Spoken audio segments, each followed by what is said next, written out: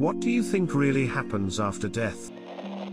Some believe in heaven and hell, and we end up at one of those places based on what kind of people we were and the lives we lived. Some believe in reincarnation and that you come back to live a new life. I think karma could affect us, whom or what that may be, don't know.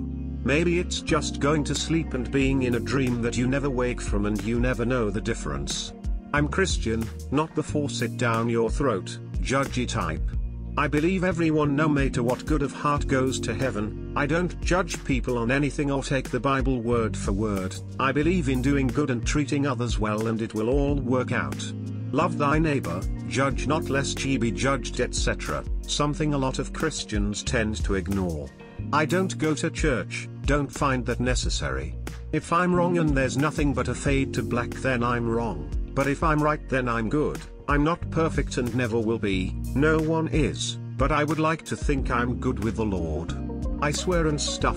I'm not married and have a child and have been engaged for 5 years. I don't think most Christians would see me as a sinner. Suppose that's fair enough, but brings me back to the judging others thing. I have gay friends and family members whom I love and don't give a rat's ass who they love and how they love. Another thing that some Christians can't wrap their heads around. In the end, you can believe what you want to, no one really knows. Enjoy your life and try to make the most of it now with the ones who mean most to you. Try to be a good person, that's all we can really ever hope to do. I just tried to be a good dad and give my daughter everything I can and do some fun cool shit along the way. If that's not good enough, I don't know what is. Bank, house, car, belongings, self, forgotten. Unless they came for my phone. I hope my grandma picks me up again, just like she used to after school. I had a near-death experience from a botched hanging. There's definitely somewhere else with other people. Everything is dark, but if you listen, the sounds form imagines, very trippy. It was some kind of gala or awards event I was at. Could hear jazz music playing on speakers, and there was a stage with a light on the stage, and the sound of talking and clinking glassware. I couldn't remember or recall anything while there, but I knew who I was intrinsically. Anywho, it seemed like some sort of celebration. Maybe you get some kind of death party after, who the fuck knows. Staying away from Slipknots for now. I'll be too damn dead to care, bro. Well, what if we live in an endless dream when we die? Plenty of things. They just don't involve you. Who knows? But I always thought of it this way: if humans have afterlife, are we the only ones? Or, as a child might ask, did Mittens go to heaven when he died? Why not other animals? What about that cockroach I just stepped on? Does he get to have an afterlife? Why not? Is a human more worthy of an afterlife than a cockroach? To that my answer was a resounding no. We are only smarter than roaches, but we are not more important. It seems preposterous to me that insects will have an afterlife. And to a supreme intelligence we would consider as roaches. So I don't think there's anything. No idea. But I hope I get access to some kind of console where I can ask it any questions I want and it'll be 100% accurate. For example, who really did 9/11? How much coffee did I drink in my lifetime? Is my son proud of me? How many times did I cheat death? Ect. I think that would be cool. Even women in their 50s can crush on Paul Rudd. Mine started in Clueless, and increased in Friends. The electrochemical processes in your brain cease, and the emergent property that was you also ceases with them. There is nothing after death, no pain, no happiness, no sorrow, no anything. Oblivion. The ones who love us will miss us. My apartment in college had a ghost. It was a shadow. The exact shadow a real person would make if they stood in a certain spot. Head, shoulders, body. We even changed the light bulb. The shadow continued to appear. Seen by several people dozens of times over a 2-year period. Prior to me moving in, the building was owned by an old lady who had lived in the same unit for many years. She died in the unit. I believe that was her shadow we all saw. And that means there must be a version of an afterlife. The same thing that happened the last time you had a dreamless sleep. You just cease to exist, but that's okay, there's nothing painful or bad about it. You're just not anymore.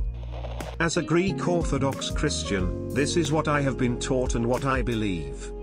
The first 3 days after you die, your soul sort of hangs around places it held dear, then afterwards, your soul is literally put on trial, with your guardian angel as basically your defense attorney, the demons as the prosecution, and God as the merciful judge.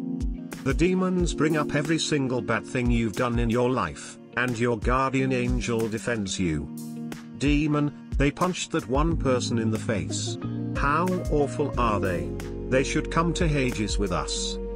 Guardian angel, it is true that they did punch that person in the face, but they apologized to them later and asked for forgiveness, and they were genuinely repentant for punching them. This person does not belong in Hades. On the 40th day after your death, God decides whether you're going to be waiting for the last judgment in paradise or Hades, basically the waiting rooms, for lack of a better word, of heaven and hell respectively. During the whole trial, you were silent and unable to defend yourself. This is why we pray for the soul of the departed 40 days after they die, to ask God to be merciful to them.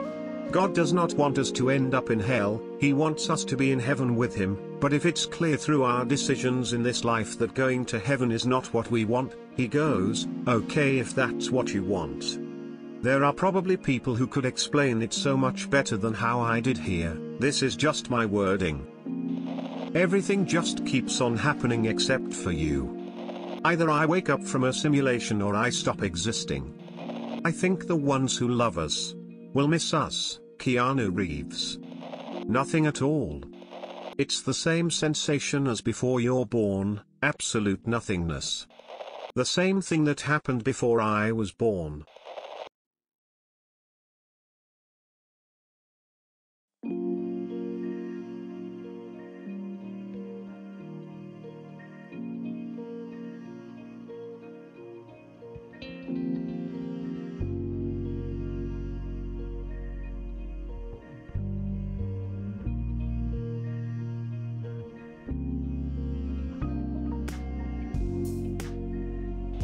Nothing. Nothing. Absolutely nothing. Like sleeping, but you never wake up. Your brain has stopped working, and, in my opinion, being a very scientific atheist person, the brain is you. Absolutely nothing. Except decomposition. Nothing. Nothing. We die. Our consciousness ceases to exist. End of the story. God, I hope it's nothing, I hope I just cease to exist. You see your body from a third-person perspective and you realize that hunk of flesh was never you, and your identity quickly dissolves into the realization that all living things are one, and then you're reincarnated. Life goes on, you don't owe me. Unless you leave a legacy, then you live for as long as you are remembered and discussed. Just pure and eternal blackness, there is nothing more for you, you're just dead. I think you just dream forever because you know how dreams are, like your brain comprehending the day. I think you have dreams that try and comprehend your life, and maybe one day you wake up someone new, but I think you lucid dream forever. In my opinion, the entire concept of eternity is so frightening. Just imagine something that never ends. You almost can't because we get used to ending things. It's scary even if you imagine it in the Christian way, like an eternity of peace and happiness, it's still so depressing. Something that never ends is just unfamiliar to us. Because of that, I assume our bodies are just machines, some very complex kind, with no such thing as a soul that when ceases to be alive shuts off. Because of the lack of brain, the only thing that enables us to perceive the world, we will basically stop being aware of anything around us and biologically die. Just to stop. End of the journey. When I overdosed on heroin and was pronounced legally dead for almost 4 minutes, I pinned out kind of like an old TV turning off. Everything on the edges folded into the center until it was complete black and I was out. There were no lights, there was no fire, there was no consciousness. I woke up to a shot of Narcan and a breathing tube down my throat with no memory of anything after I went face first onto the carpet of my room. Thanks for the CPR, Umi. Even though brain function never technically ceased long enough to tap out completely, I fully believe nothing happens, and that's okay. And #X200B. Honestly, a follow-up question I'd love to read is, what do you hope happens after death? I think it's like falling asleep. You never remember falling asleep. You only remember waking up. In a physical sense, you decay and eventually become nutrients for the earth, and your possessions will either become heirlooms or get sold to a pawn shop. In a spiritual sense, you either roam around and fuck with people as a ghost, or you go to the waiting room to be judged by God when the rapture brings the Christians to heaven.